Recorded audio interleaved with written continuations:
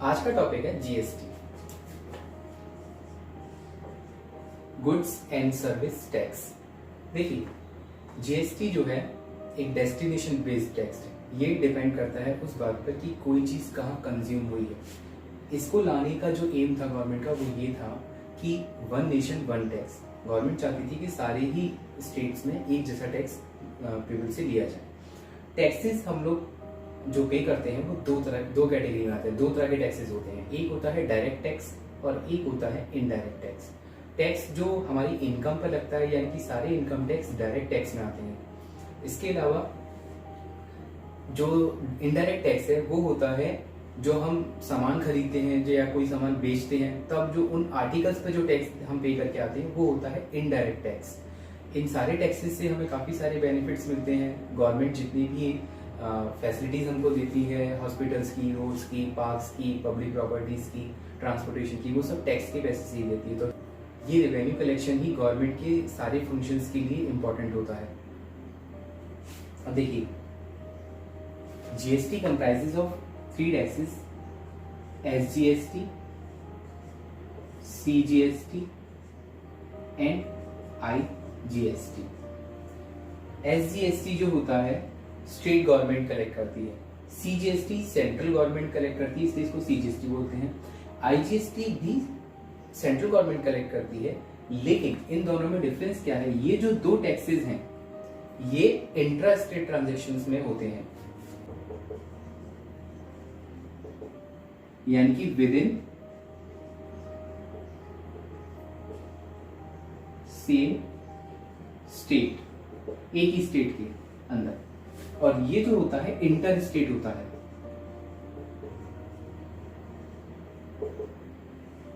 अलग अलग स्टेट में जब, यानी कि एक स्टेट से दूसरे स्टेट।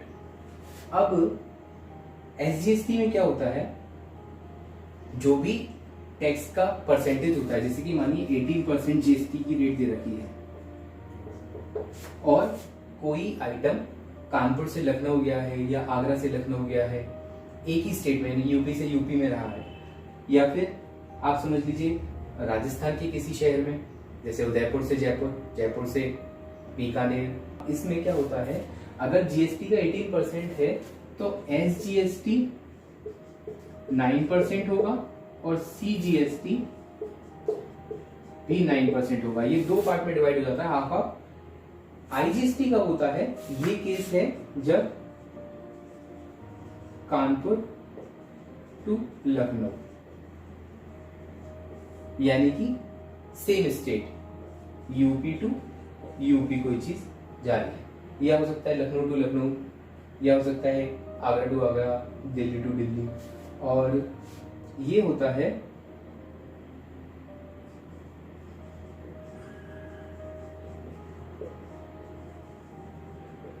यानी कि राजस्थान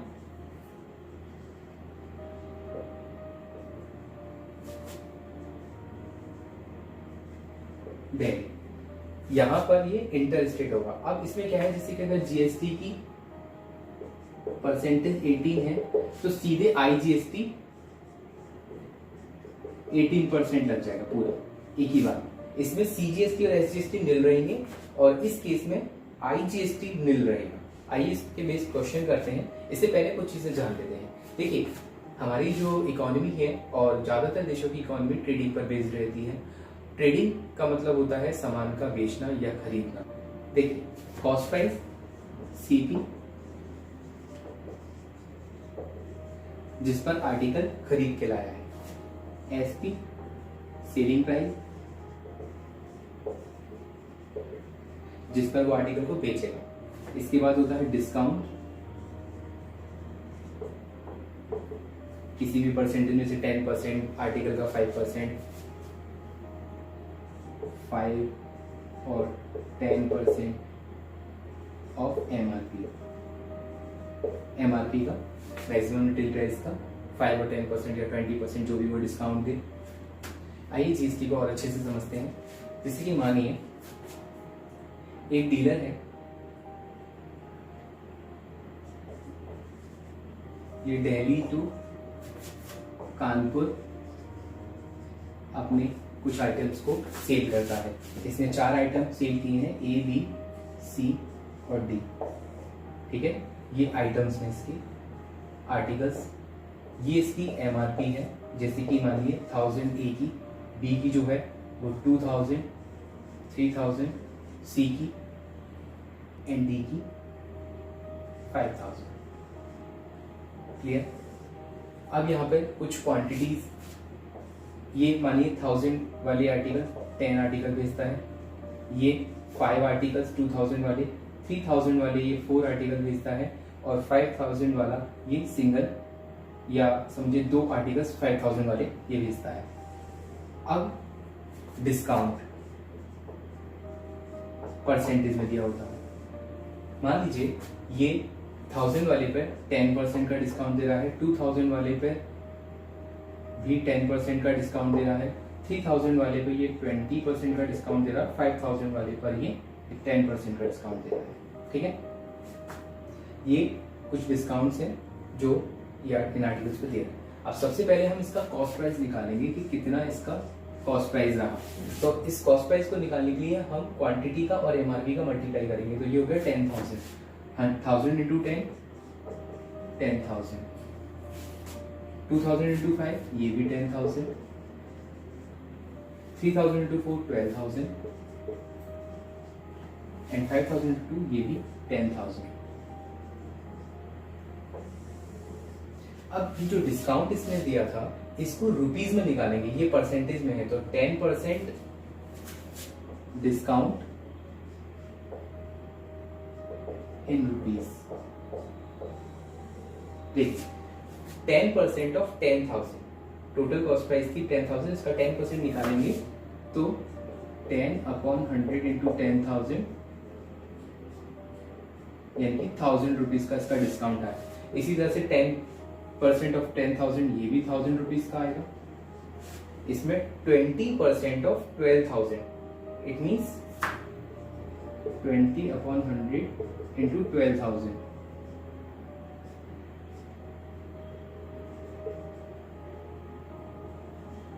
2,400 रुपीज का डिस्काउंट आया।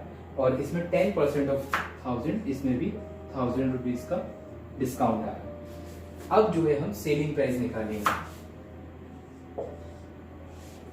ठीक है, इस सेलिंग प्राइस में ये जो डिस्काउंट आया था रुपीज में इसको कॉस्ट प्राइस में से माइनस कर देंगे, यानी कि 10,000 माइनस 1000 ये 9,000 रुपीज के आर्टिकल्स ये सेल किए। इसमें भी 9,000 के, इसमें 2400 इसमें से माइनस कर देंगे तो 9,600 ये 1000 फिर से ये 9,000। क्लियर, ये आ गए इनकी सेलिंग प्राइस। अब ये सेलिंग प्राइस जो आए हैं इनका सब टोटल कर लेंगे, इनको सबको ऐड कर लेंगे।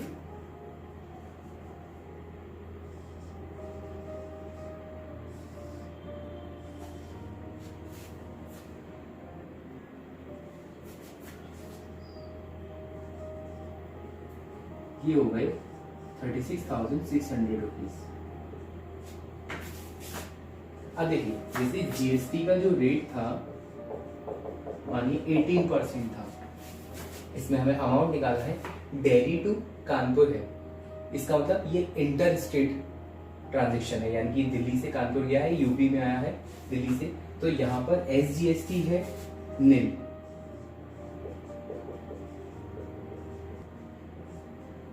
सीजीएसटी भी निल और आईजीएसटी डायरेक्ट 18% ऑफ 36,600। ये सीधा एक बार में टैक्स इसका आ जाएगा।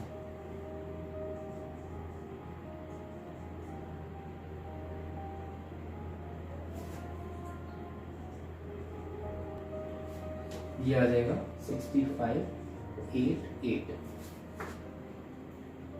इसी क्वेश्चन को अगर मान लीजिए ये दिल्ली टू दिल्ली इन्हीं आर्टिकल्स को सेम स्टेट में करता, इंट्रा स्टेट,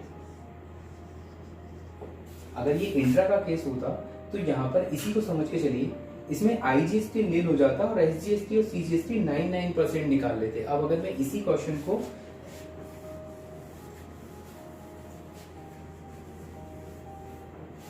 समझ के चलिए कि दिल्ली टू दिल्ली ही ये सारे आर्टिकल इसी तरह से सेम यही प्रोसेस करना है, लेकिन यहाँ पर इंटर स्टेट नहीं है, इंटर स्टेट का केस है। तो अब यहाँ पर हम आईजीएसटी को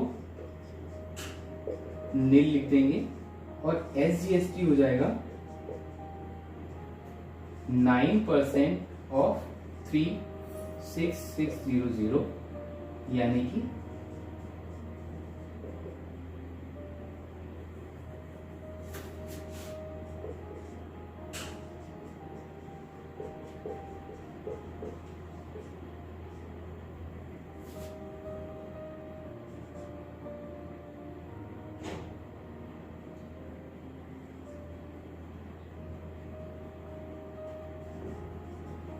ये कितने रुपीज इसमें जो है एसजीएसटी आएगा और सीजीएसटी भी 9% ऑफ 36600, ये भी 3294 ही आएगा।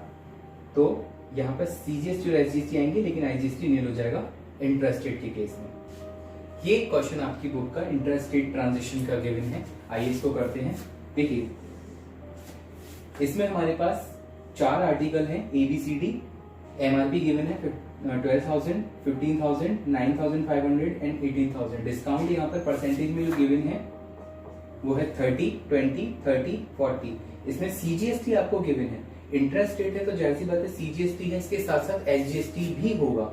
अब इसमें एसजीएसटी का एक कॉलम हम अपनी साइड से बना लेंगे, ठीक है। जितना ये निकालेंगे उतना ही सीजीएसटी भी निकालेंगे। तो देखिए सबसे पहले तो 12,000 पर हम डिस्काउंट निकालेंगे रुपीज में।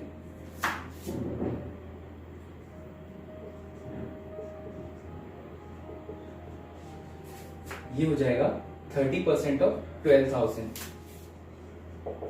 डिस्काउंट रुपीज में। यहां पर स्पेस थोड़ा सा कम है तो मैं इसको रफ में कर लेता हूं।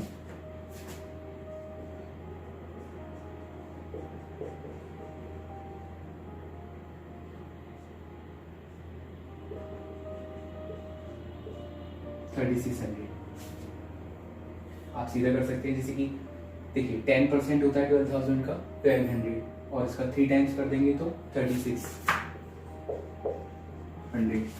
इसी तरह से 20% ऑफ 15,000, 10% 15,000 का 1,500 रुपए होता है 1,500 रुपीज, तो 20% हो गया 3,000। इसके बाद 30% इसका 950 रुपीज, 950 रुपए 10% होगा, इसका 3 टाइम्स कर देंगे तो ये हो जाएगा 2,700 प्लस 150 2,850। एंड 40% ऑफ 18,000, 10% होता है 1,800, इसका 4 टाइम मल्टीप्लाई कर देंगे तो 7,200। अब देखिए इसकी सेलिंग प्राइस निकाल लेंगे। सेलिंग प्राइस इक्वल्स टू होता है एमआरपी माइनस डिस्काउंट। तो एमआरपी 12,000 की, डिस्काउंट इसमें ये था, डायरेक्टली अगर हम लिखें 12,000 माइनस 3,000 9,000 और 600 और इसमें से माइनस हो जाएंगे तो ये हो जाएगा 8,400। इसी तरह से यहाँ पर 15,000 माइनस 3,000 12,000, 9,500 इससे माइनस करना है 2,850।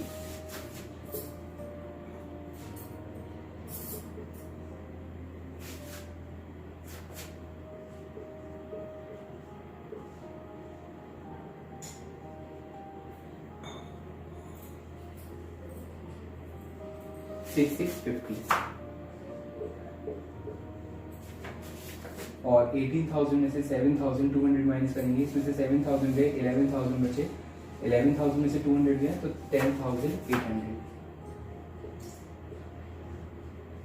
इन सबका टोटल कर लेंगे।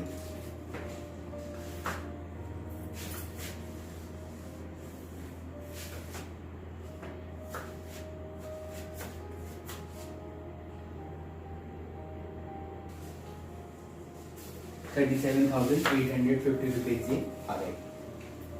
देखिए यहाँ पर हमारे पास स्पेस कम है, तो मैं ये जो परसेंटेज है CGST यही निकाल लेता हूँ। तो 6/100 इंटू 8400 यानी कि SP सेलिंग प्राइस की, यहाँ ये आ गया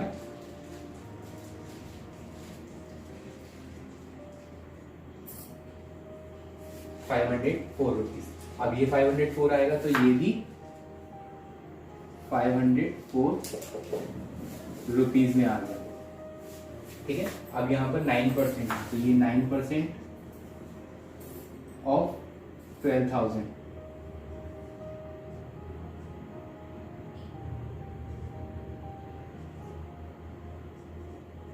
$1,080, तो यहाँ पर भी 9% और 1,080 रुपीज। यहाँ 14% था यानी कि 28% GST रही होगी।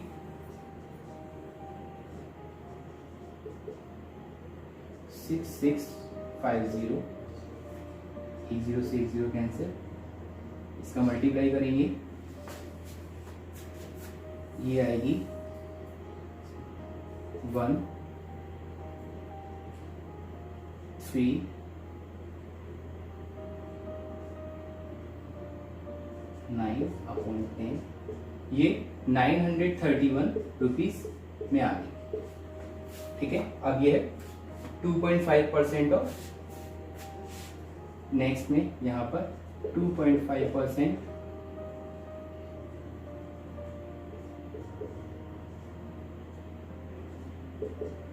ऑफ 10800, 20 से ये 2 0 कैंसिल हो गए, 5 से गया 5 टाइम, ये 2 टाइम, ये 2 से कैंसिल हुआ, 54 टाइम, 54 इंटू 5 कर लेंगे तो ये आ जाएगा रुपीज में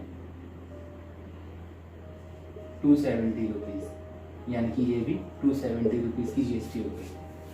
अब इसमें जो अमाउंट निकलेगा वो GST इस आर्टिकल की हो गई 504 एंड 504 1008, इस तरह से इन दोनों की ऐड कर लेंगे तो 2160 रुपीज आ जाएगी।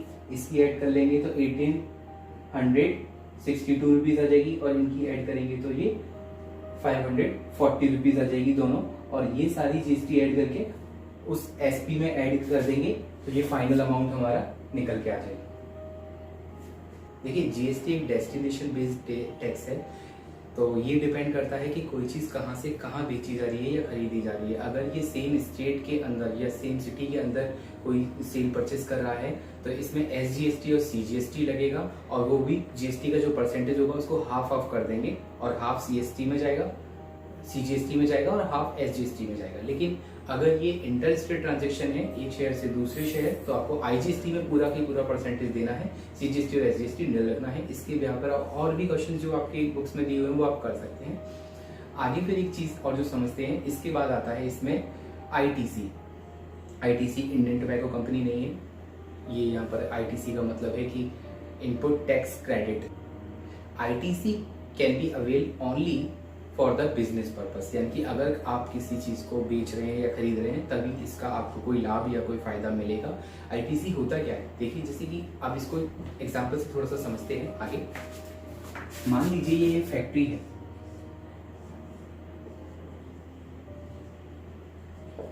ठीक है, ये एक होलसेलर को कोई एक आर्टिकल सेल कर रही है, ये होलसेलर इसको B रिटेलर को दे रहा है, ये B रिटेलर C कस्टमर को दे रहा है। ठीक है, अब देखिए फैक्ट्री का अगर मान लीजिए किसी आर्टिकल का कॉस्ट प्राइस जो निकल कर आया वो 50 रुपीज का निकल के आया, कॉस्ट प्राइस इसका 50 रुपीज, ये फैक्ट्री उस आर्टिकल को आपको दे रही है 100 रुपीज में, इसका जो सेलिंग प्राइस है वो 100 रुपीज है। अब फैक्ट्री का सेल प्राइस होलसेलर के लिए कॉस्ट प्राइस हो गया, तो इसका कॉस्ट प्राइस आ गया 100 रुपीज। अब ये जो होलसेलर है ये इसमें अपना कोई प्रॉफिट ऐड करेगा और आगे बी को रिटेलर को ये सेल करेगा। समझिए कि इसने ये चीज 120 रुपए में सेल करी बी को, अब बी की सीपी कितनी हो गई, जितने की इसकी एसपी थी वो इसकी सीपी हो गई। तो यहाँ पर इसने ये 120 रुपीज की इसको बेची और इसने 120 में बी से होलसेलर से ये रिटेलर ने खरीदी। अब ये भी अपना कोई प्रॉफिट इसमें ऐड करेगा, तो ये मान लीजिए 150 रुपीज में इस आर्टिकल को किसी कस्टमर को बेचता है, तो ये कस्टमर की सीपी निकल के आई 150 रुपीज। क्लियर? ये तो रहा आर्टिकल का सेल परचेज। अब इसमें टैक्स को समझते हैं। देखिए, जो टैक्स हम रिसीव करते हैं वो हमारा आउटपुट टैक्स होता है, और जो टैक्स हम देकर आते हैं वो इनपुट टैक्स होता है। जैसे कि फैक्ट्री ने कोई भी इनपुट टैक्स नहीं दिया है, यानी कि फैक्ट्री ने वो आर्टिकल खुद बनाया था, तो ये इसने आगे से किसी से खरीदा नहीं था, तो ये कोई भी टैक्स दे के नहीं आया है। तो यहाँ पर इस फैक्ट्री का देखिए दो चीजें हैं, एक तो है इनपुट और एक है आउटपुट।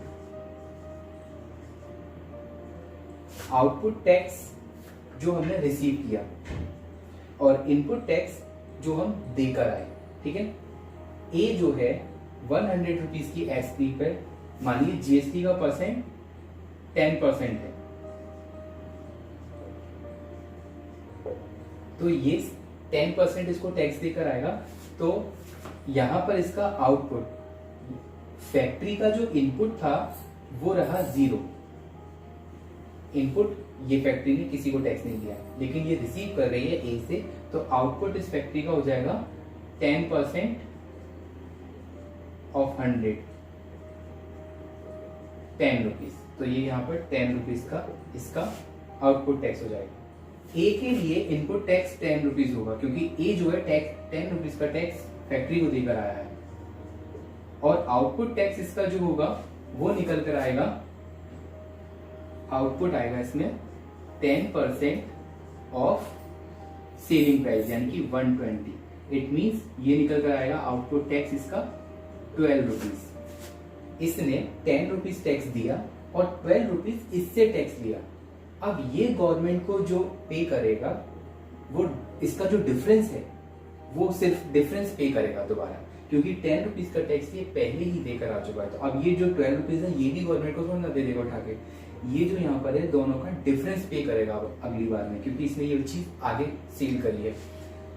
अगर ये कंज्यूमर होता तो ये कोई भी क्लेम नहीं कर सकता था टैक्स के लिए, यानी कि फिर ये जो टैक्स देकर आया 10 रुपीज वो यहीं इसके लिए रुक जाता है ये चीज।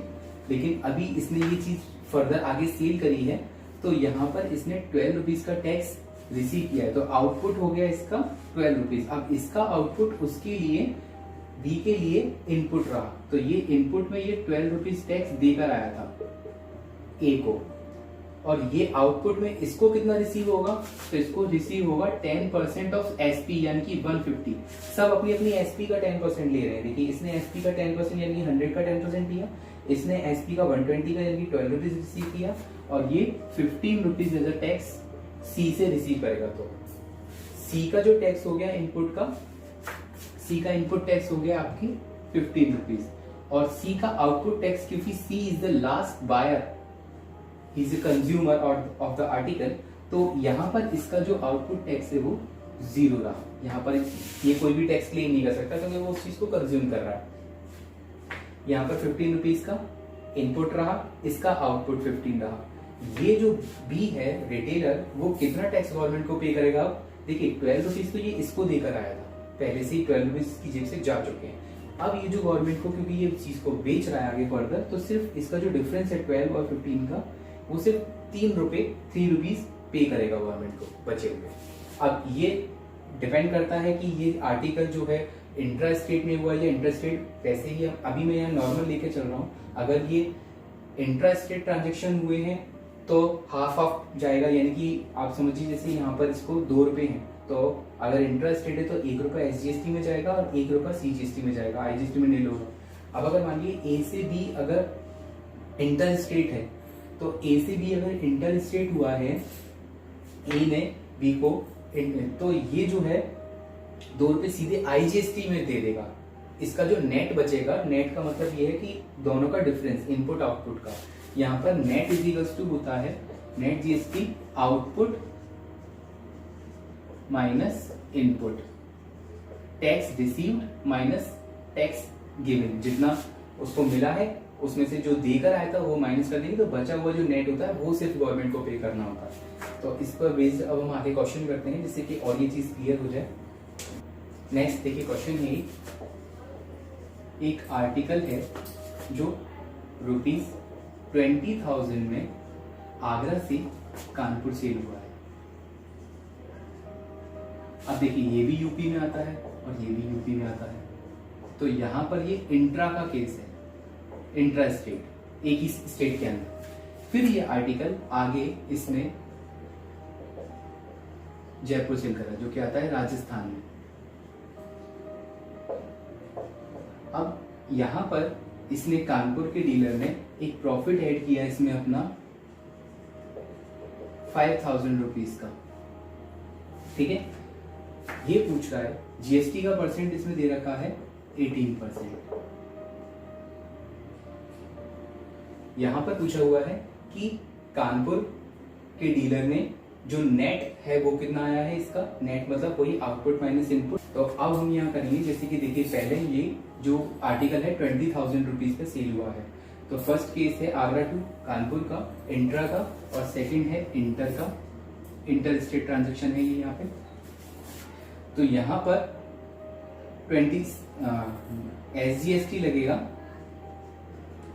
9% ऑफ 20,000।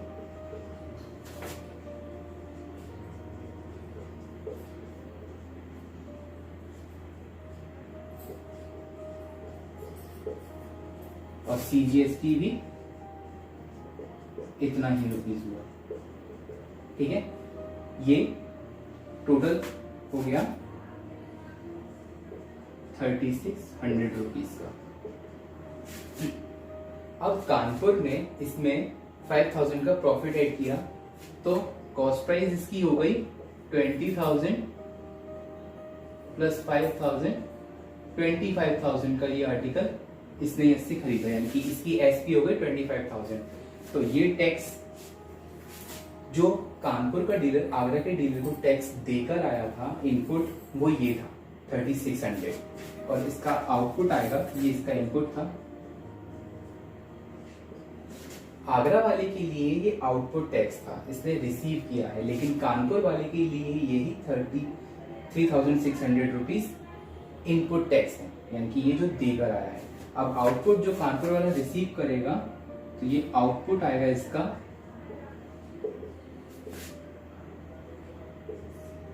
ये, क्योंकि आईजीएसटी का है तो सीधे सीधे इसमें 18% आईजीएसटी, 18% ऑफ 25,000।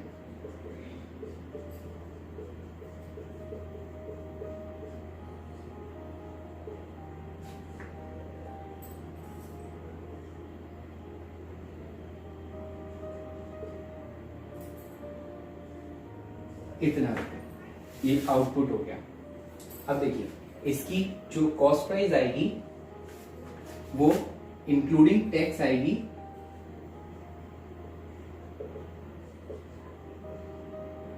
25,000 प्लस 4,500, 29,500। तो ये तो हो गई कॉस्ट प्राइस ऑफ जयपुर। और नेट निकल के आएगा जो कानपुर ने दिया, वो नेट आएगा पेबल 4,500। ये जो टैक्स इसने रिसीव किया था, इसमें से इनपुट टैक्स 3,600 जो ये देकर आया था 900 रुपीज। नेक्स्ट क्वेश्चन करते हैं। देखिए कंसल्टेंसी सर्विसेज है जो अपनी सर्विस दिल्ली टू कोलकाता दे रही है, दिल्ली टू कोलकाता, ठीक है।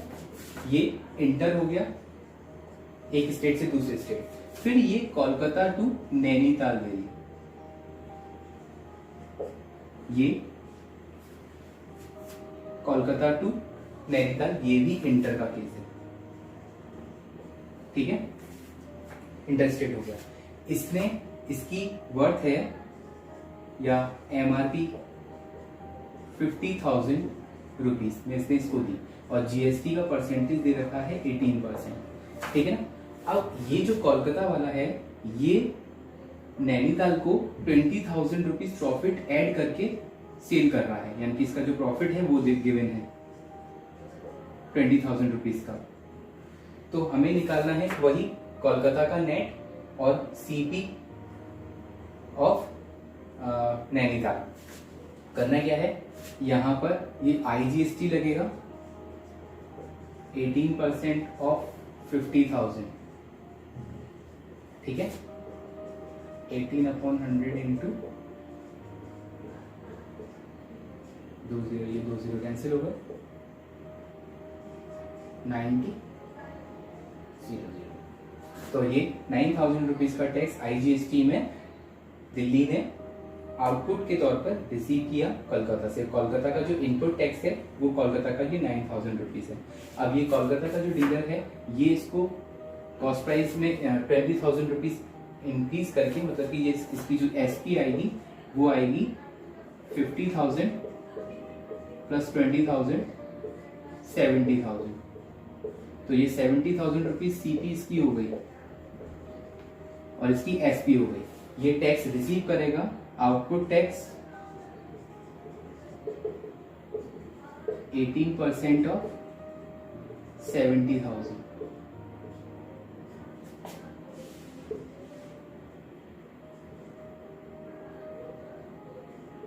₹12,600 इंक्लूडिंग टैक्स इसको कॉस्ट प्राइस पड़ी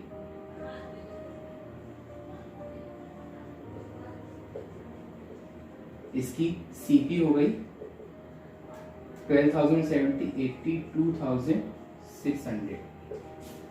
अब इसका कोलकाता का जो नेट निकल कर आएगा वो आएगा 12,600 माइनस 9,000,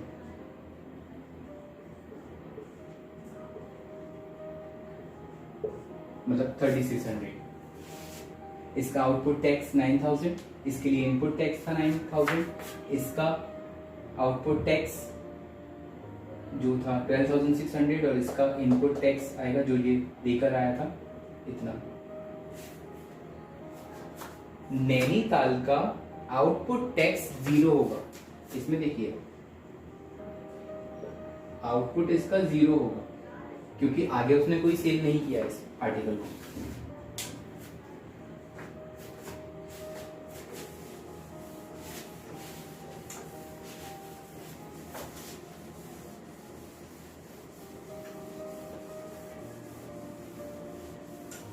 आइए नेक्स्ट क्वेश्चन करते हैं।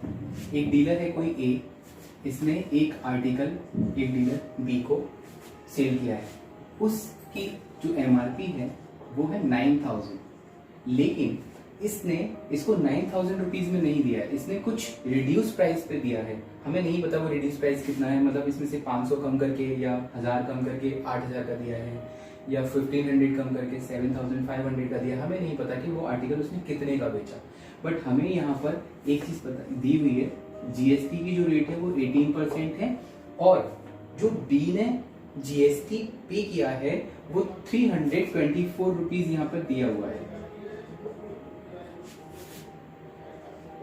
नेट पेड बाय B, ये यहाँ पे गिवन है कि जो B ने नेट दिया है वो 324 रुपीज का है, लेकिन हमें ये नहीं पता कि B ने ये आर्टिकल कितने में खरीदा। ये इसकी MRP 9,000 है, लेकिन उसने कुछ डिस्काउंटेड प्राइस पर, मतलब डिस्काउंट करने के बाद कुछ कम प्राइस पर, लोअर प्राइस पर इसको ये B को सेल किया है। अब हम क्या करेंगे यहाँ पर, let the discount B X rupees.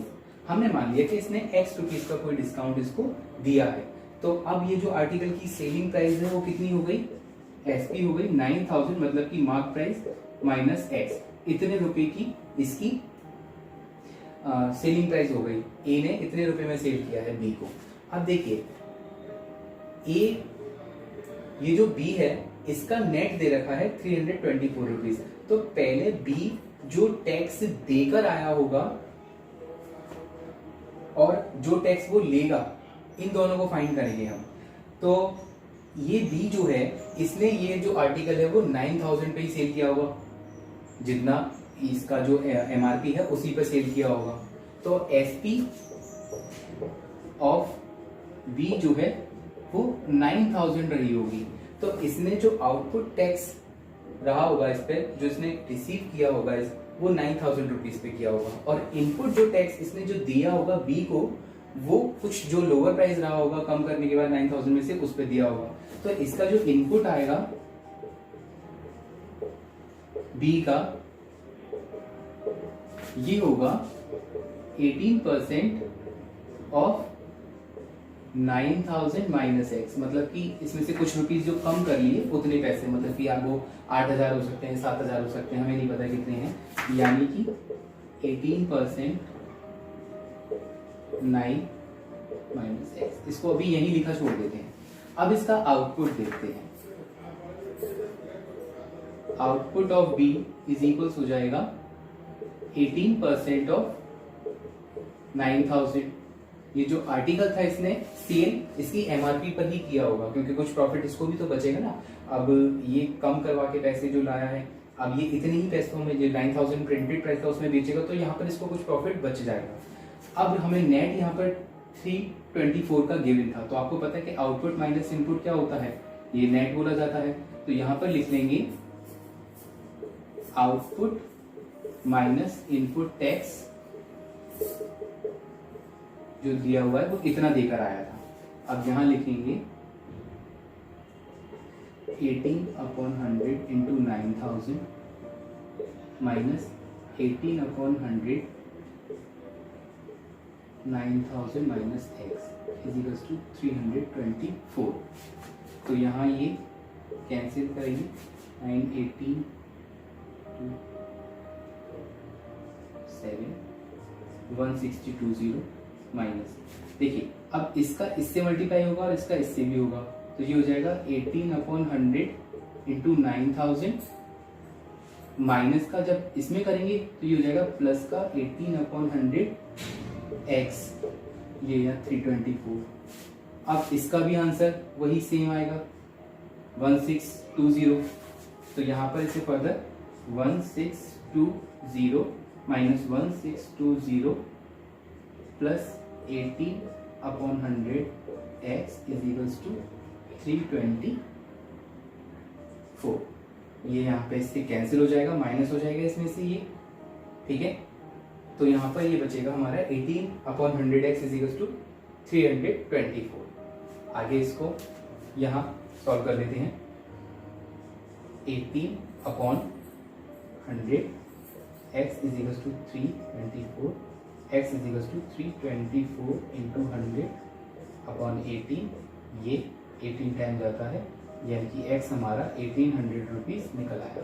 यानी कि इसने 1800 रुपये कम कर दिए थे 9000 में से। तो इसकी जो प्राइस है, लोअर प्राइस जिस पर ये बी परचेस करके लाया था सीपी, वो हो गई 9000 माइनस 1800, यानी कि 7200 रुपीज। आगे इसको हम लिख लेते हैं, CP ऑफ 9000 माइनस 1800 7200। अब वो पूछ रहा है कि इंक्लूडिंग टैक्स ये कितने में लाया। अब इसका टैक्स निकाल लो 18% और इसी में ऐड कर दो। यहां पर आपको क्या करना है, 18% of 7200, it means 72 into 80,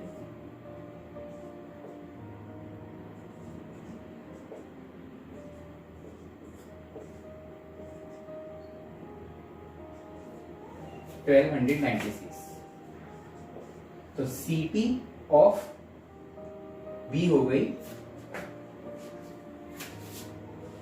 CP of B हो गई इंक्लूडिंग टैक्सेस 7200 प्लस 1296, 6948। इतने रुपए में ये इंक्लूडिंग टैक्स ए से आर्टिकल को खरीद कर लाया हो। तो यहाँ जो जीएसटी के कुछ क्वेश्चंस मैंने आपको समझाए, इस पर बेस्ड आप और भी क्वेश्चन कर सकते हैं।